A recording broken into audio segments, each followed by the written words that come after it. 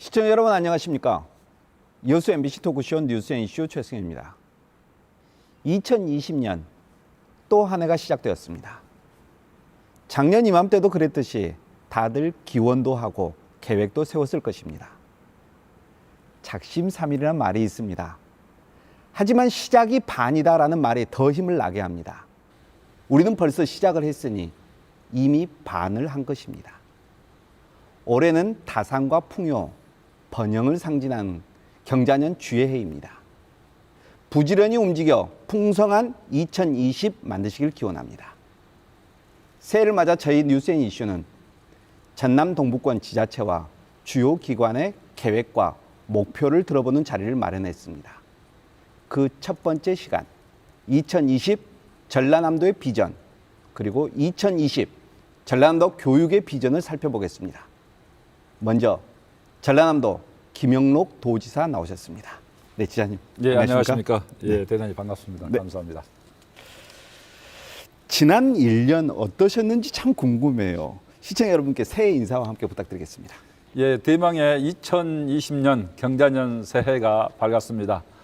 우리 도민 여러분, 특히 동부권 도민 여러분, 새해 복 많이 받으시고 하시는 일도 다 잘 되시고 건강하시기 바랍니다. 우리 도민들께서 많이 도와주셔서 지난해 저희 전라남 도정은 큰 성과를 낼 수 있었습니다. 금년에도 우리 도민들 제일로 모시고 행복의 땅 전남, 약속의 땅 전남이 될 수 있도록 최선을 다하겠다는 말씀을 올립니다. 네, 지사님 지난 1년 참 많은 일을 해오셨습니다. 지사께서 꼽는 가장 큰 성과 그리고 가장 아쉬운 점 뭐가 있겠습니까?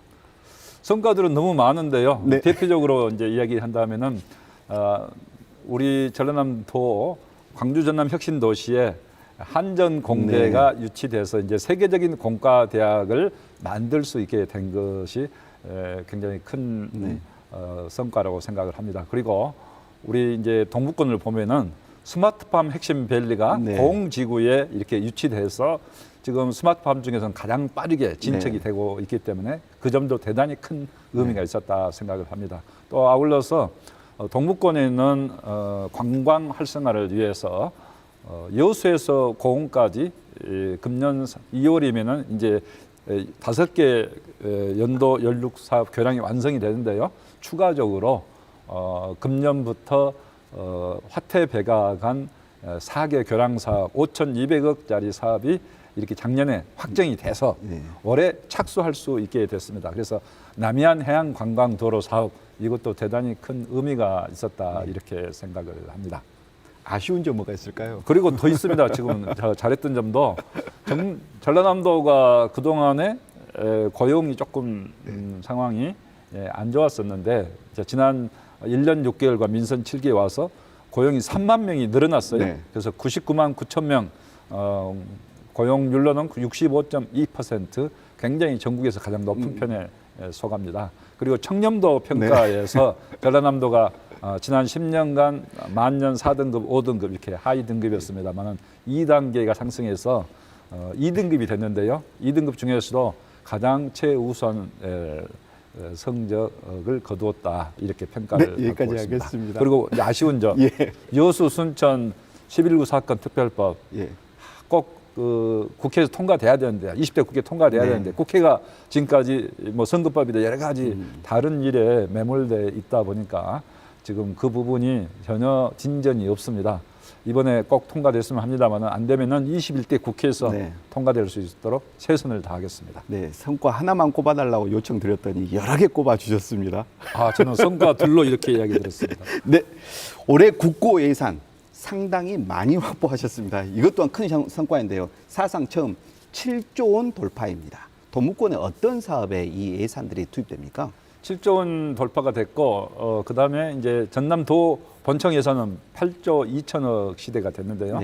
저희들이 이제 정말 하나하나 잘 차근차근 챙겨서 내실 있게 추진하고 또 우리 도민들 입장에서는 내 삶이 바뀌어야 내 삶이 바뀌는 전남 행복 시대가 돼야지 자꾸 뭐 SOC 문제 크게 확보했습니다. 이것만이 다 능사는 아닌 것으로 생각하고 앞으로 하나하나 챙기겠습니다. 우선 그 남해안 철도가 이제 순천을 중심으로 해서 광양 거쳐서 지금 이제 경전선이 네네. 부산까지인데, 부산, 예. 그리고 보성까지인데, 네. 경전선이 순천에서 광주까지거든요. 예, 예. 남은 구간이 지난 80년간 방치돼 있었잖아요. 노후철도의 대명사처럼. 그런데 이제 작년 연말에 다 확정이 됐습니다. 전철을 하기로 완전 네. 확정이 돼서 금년부터 지금 기본 계획부터 들어가서 착수하게 됐고, 그다음에 보성에서 목포간이 남해안 철도인데 그 부분도 전철하고 확정이 됐습니다. 올해 4천억 예산 투입합니다. 그러면은 이제 동부권, 이제 순천, 광양, 여수 이 동부권 순천하고 목포가 이제 전철화를 통해서 고속 전철로 연결되는 시대. 그래서 목포에서부터 부산까지 광역 경계권이 형성되는 시대. 네. 그럼 광역 경계권, 목포에서 부산까지 광역 경계권의 중추적인 역할은 결국 중간에 있는 동부권에서 역할을 하게 된다. 그래서 앞으로 광역 경계권을 만들도록 하겠다는 말씀드리고요. 여수는 지금 경도 해양 내저 관광시고 경도에 다리를 놓는 진입도로 문제 이번에 작년에 연말에 해결했습니다.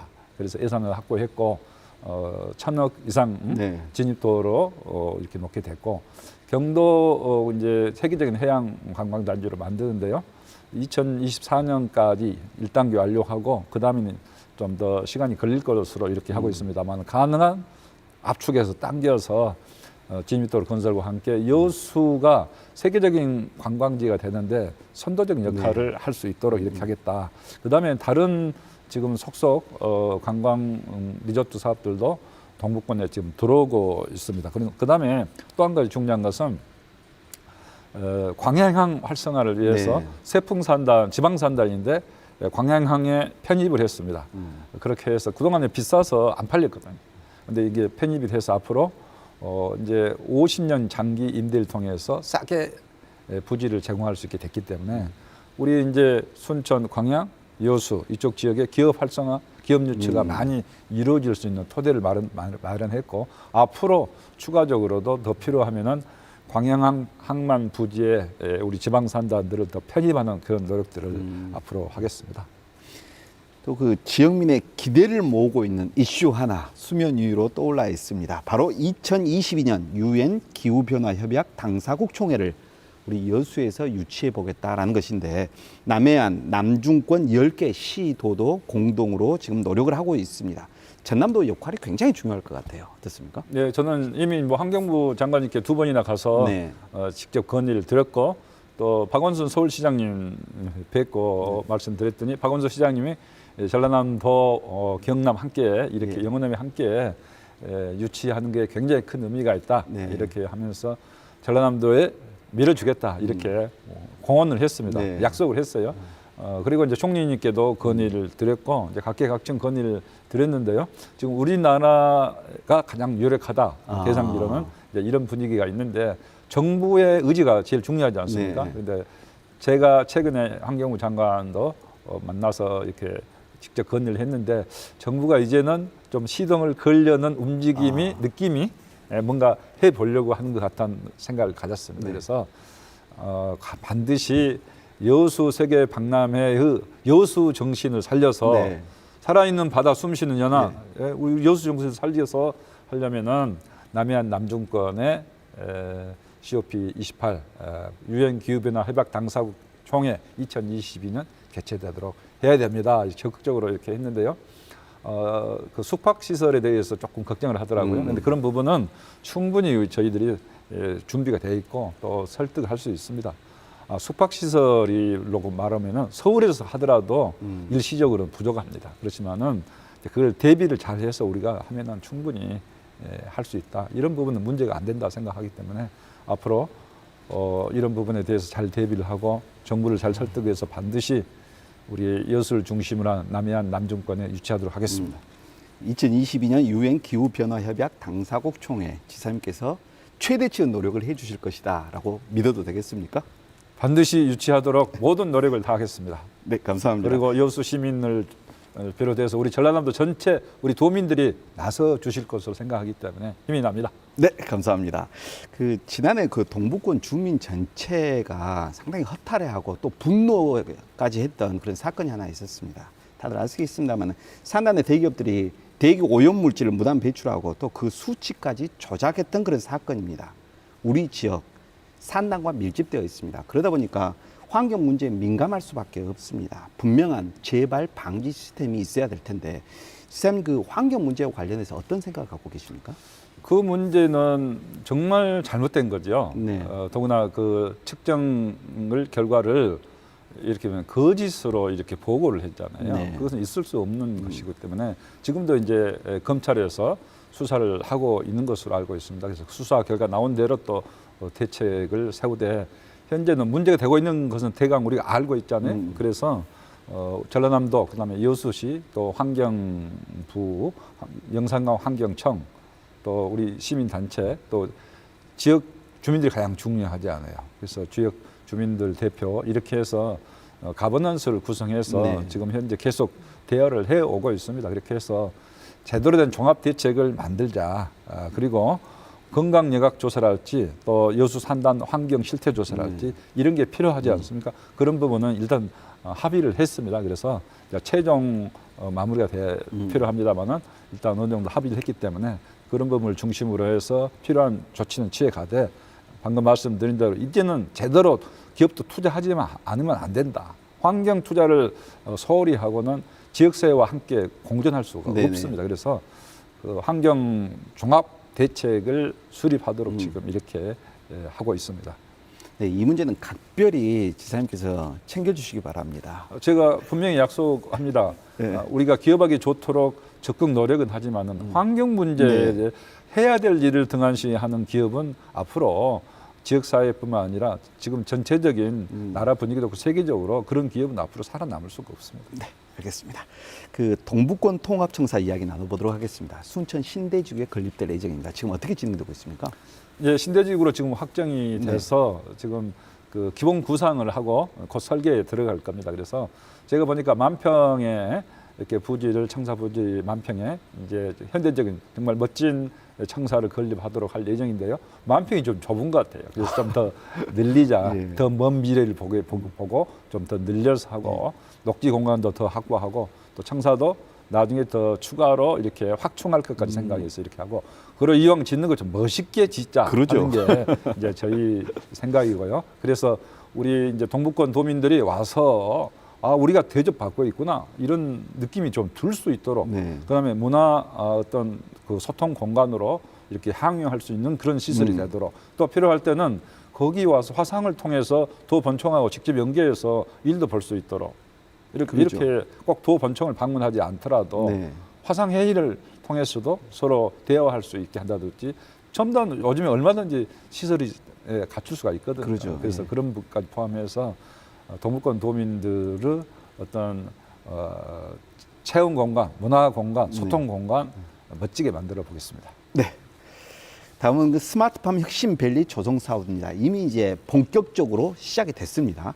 2022년까지 공만 간척지 일원에 총 사업비 무려 1,110억 원입니다. 이 예산이 투입됩니다. 첫 사업 언제 뜨는 것인지 또 그 추진 상황 네, 들어보도록 지금 하겠습니다. 이 부분은 이제 지금 현재 우리가 기본 계획을 만들어서 이미 농림축산식품부의 승인을 받았고요. 네. 지금 이제 법인화 또 설계를 거쳐서 곧 착공을 해서 내년 말까지 시설은 완공을 할 계획으로 이렇게 추진을 하고 있습니다. 그런데 이제 시설도 시설이지만 제일 중요한 것은 결국 어떻게 잘 운영할 것인가.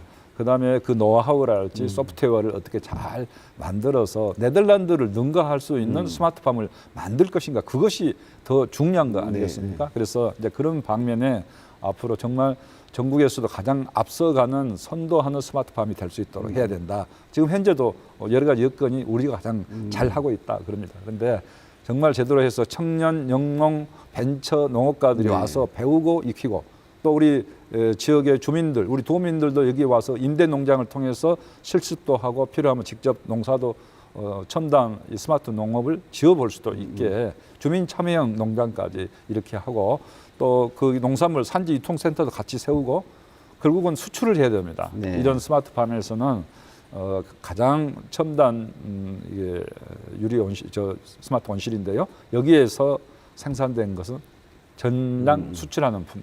그래서 수출 산업을 스마트팜에서 선도해 나갈 수 있는 그런 계기로 만들어야 된다 하고 지금 준비를 하고 있습니다.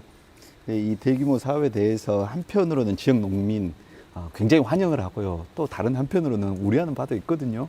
사실 소농, 중농이랄지 이런 분들은 대기업 농민들만 이익 보는 거 아니냐 그런 염려도 있었습니다. 그래서 서로 경쟁하지 않도록 하고 네. 여기에서 이제 생기는 최적의 이를테면은 우리 이제 식생 네. 조건 이런 걸 잘 연구를 해서 스마트 농법을 스마트 팜을 만들 수는 없지만 스마트 농법을 농법이죠. 예. 우리 농민들에게 보급을 네. 많이 할 수 있도록 하는 것이죠. 네. 그리고 이제 수출 농업으로 갈 수 있게 하고 그런 목표를 가지고 있습니다.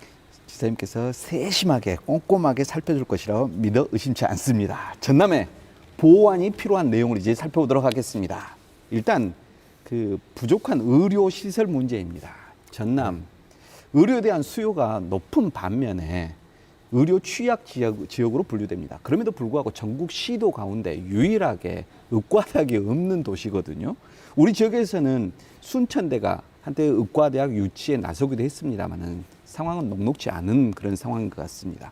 지사께서는 어떤 생각을 갖고 계신지 궁금합니다. 네, 그래서 우리 지역의 1만 명당 의사 수가 전국적으로 제일 낮습니다. 그죠? 그만큼 이제 농어촌 또 섬 이러기 때문에 아무래도 의사들이 젊은 의사들이 좀 기피하는 경향이 있는 거거든요. 네, 그래서 우리 이 전남 여건으로 볼 때는 꼭 의과대학이 필요합니다. 전국 17개 시도 중에서 의과대학이 없는 유일한 시도 전라남도입니다. 네. 그래서 이제 전라남도에 의과대학이 있어야 된다 하는 예. 것은 제가 관계 여료에 예. 작년에 다니면서 계속해서 읍소하고 건의를 했습니다. 대체로 긍정적으로 네. 공감을 합니다. 다만 의사 이제 협회하고 관련된 문제이긴 한데요. 의사 이제 티오가 이제 있지 않습니까? 이제 그런데 올해는 그런 부분에 있어서 정부가 좀 긍정적으로 여건을 좀 뭔가 개선하려는 그런 의지가 있다. 저는 그것을 느꼈습니다. 네. 느꼈기 때문에 꼭 이런 때 우리가 전라남도에서 어느 지역으로 할 것이냐 싸우면 안 됩니다. 먼저 전라남도로 그렇죠. 다 같이 힘을 합쳐서 네. 으쌰으쌰해서 전라남도를 하고 그 다음에 어디로 할 것인가 잘 결정해서 슬기롭게 결정해서 반드시 의과대학, 네. 공공보건 의료대학 내지 의과대학을 반드시 유치해야 된다 생각합니다. 지금 전남에서 순천대, 목포대가 의과대학 신청을 네, 하고 있죠. 네. 그러면 순천대도 기회가 있겠죠. 두 군데 다 공정한 기회가 주어져야 된다고 생각합니다. 네. 그 전남 살기 좋은 지역이 분명한데 그 정작 인구는 좀 감소하고 있어요. 지난해에도 우리가 지사님을 모셔서 전남도 인구 정책을 들었던 기억이 나거든요. 올해 전남도 인구 정책 새로운 게 있습니까? 인구가 감소하는 가장 큰 요인이 사실은 우리 전라남도 같은 경우 특히 우리 대한민국의 여건은 첫째가 교육, 그다음에 방금 말씀한 의료 수준 예. 그 문제인데요. 특히 교육에 영향을 많이 미칩니다. 네. 그래서 전라남도 같은 경우 학교 출산율이 1.24 전국에서 세종시 빼고 가장 높거든요. 학교 출산율은 높은데 인구는 많이 줄어요. 준 것은 많이 젊은 분들이 많이 빠져나간다. 네. 특히 30대, 40대 교육 때문에 대도시로 많이 빠져나가는 그 부분이 대단히 큽니다. 그래서 지금 전라남도가 살기가 나쁜 지역은 아닌데 교육 좋죠. 문제, 예. 아까 말한 의료 문제, 예. 다른 건 다 좋습니다. GRDP 생산도 많이 됩니다. 그래서 그런 부분에 대해서는 전라남도가 적극 노력은 하지만은 국가 차원의 대책도 필요하다. 그래서 이렇게 인구 감소, 소멸 지역에 대해서는 특별법을 만들어서 네. 사실은 우리가 출산율은 높지 않습니까? 서울시 출산율은 0.69예요. 전라남도 1.24예요. 그럼 누가 인구 면에서 누가 기여를 하느냐 이거죠. 우리가 기여를 더 많이 하는데 인구가 빠져나가는 걸 못 막는 것은 국가도 책임이 있다. 네. 그래서 인구 소멸 지역 특별법을 만들면서 농촌 지역, 도 단위에 대해서 더 종합적인 지원이 필요하다. 그 법을 만들어서 지원을 받을 수 있도록 국가적 아젠다로 이렇게 접근을 하게 했습니다. 네. 그 올해도 소통과 상생의 열린 도정 잘 이끌어 주시길 기대하겠습니다. 마지막으로 전남 도민 여러분께 전하는 말씀 듣고 이 자리 마무리하도록 하겠습니다. 예, 우리 전라남도 작년에 청렴도 평가에서 좋은 점수를 받았습니다. 우리 도민들께서 많이 사랑해주고 성원해 주신 결과라고 생각합니다. 아울러서 여러 가지 도정의 성과가 우리 도민들 한 분 한 분께서 우리 도정에 대해서 적극적인 뜨거운 성원을 보내주셨기 때문에 가능했다 생각합니다. 올해도 도민 여러분을 도민 제1주의 가장 최우선으로 모시고 생명의 땅 으뜸 전남을 실현하기 위해서 그리고 블루 이코노미를 본격 추진해서 우리 도민 한 분 한 분 행복 시대가 열릴 수 있도록 최선을 다하겠다는 말씀을 드립니다.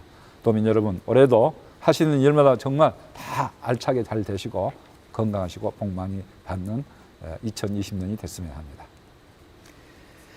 네, 지금까지 전라남도 김영록 도지사 모시고 말씀 나눠보았습니다. 네, 감사합니다. 감사합니다.